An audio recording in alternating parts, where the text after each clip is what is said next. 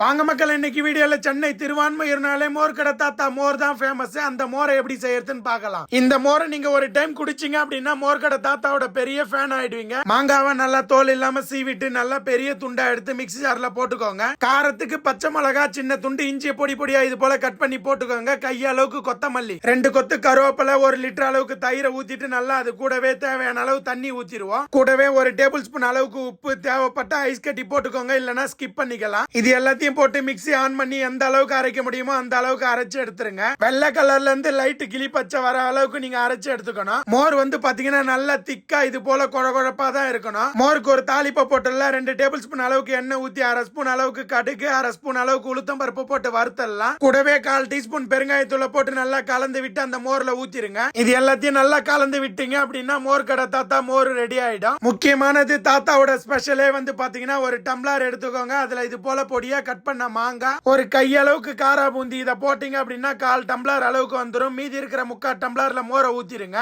இதை கலந்து விட்டு குடிச்சீங்கன்னா தாத்தாவோட நம்பிக்கை வீண் போகாது. அந்த அளவுக்கு டேஸ்ட் சூப்பரா இருக்கும். சென்னையில இருக்கிறவங்க ஒரு டைம் தாத்தா கடைக்கு போய் குடிச்சு பாருங்க. வெளியூர் வெளிநாட்டுல இருக்கிறவங்க கண்டிப்பா இதை ட்ரை பண்ணி பாத்துருங்க மக்களே.